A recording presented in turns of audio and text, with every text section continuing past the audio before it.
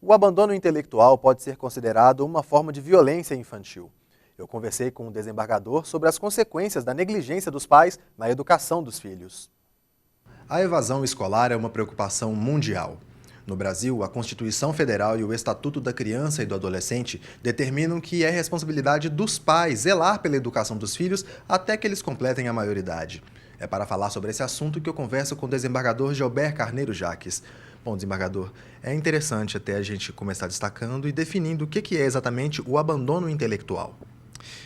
Veja bem, o abandono intelectual é aquele estado de negligência em que pais irresponsáveis não provêem a educação dos filhos. Sobre o aspecto jurídico, o abandono intelectual é um crime que se configura exatamente no momento em que esses pais, esses responsáveis, deixam de propiciar aos filhos em idade escolar, né, esse ensino fundamental, básico e universal tão importante para a formação.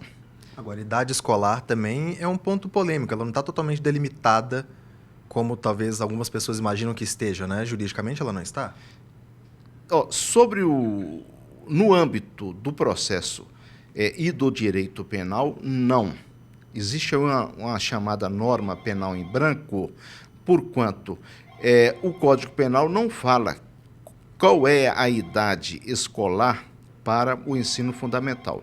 Então, nós temos que buscar nas resoluções do Ministério da Educação e Cultura, e lá nós encontraremos, né? Fala-se claramente que o ensino primário, fundamental, obrigatório, começa a partir dos 6 anos de idade e deve continuar nos 9 anos subsequentes. Então, seria nessa faixa de idade, então, dos 6 aos 15 anos, em que poderia ocorrer essa negligência, essa omissão dos pais irresponsáveis, que geraria uma possibilidade de pena.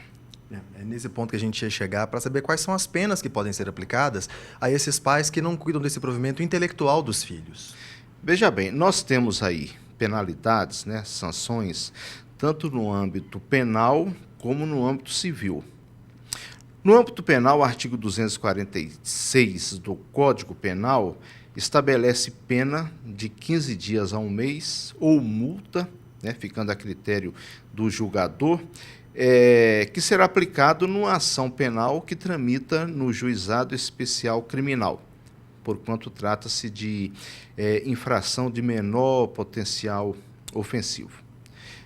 Já na esfera civil, o que pode acontecer é que os pais ou responsáveis que negligenciaram, que se omitiram na educação dos filhos quanto ao ensino fundamental, percam o poder familiar, que é aquele poder de influenciar, né, sobre a educação e a criação dos filhos. Isso é transferido para uma terceira pessoa, pode ser num lar substituto, pode ser numa instituição de abrigo, mas, de qualquer forma, depende de uma sentença judicial, né? E isso pode ser em caráter provisório, até que a família se normalize, se revele apta para educar a criança, ou pode ser, conforme o caso, até definitivamente, até a criança se tornar maior. Nós já vimos casos por aí de famílias que optaram por fazer a educação dos filhos dentro de casa, promover o ensino domiciliar. E aí surge essa pergunta: o ensino domiciliar pode ser considerado um abandono intelectual? Olha, do exame, digamos, despreocupado da lei, não substitui.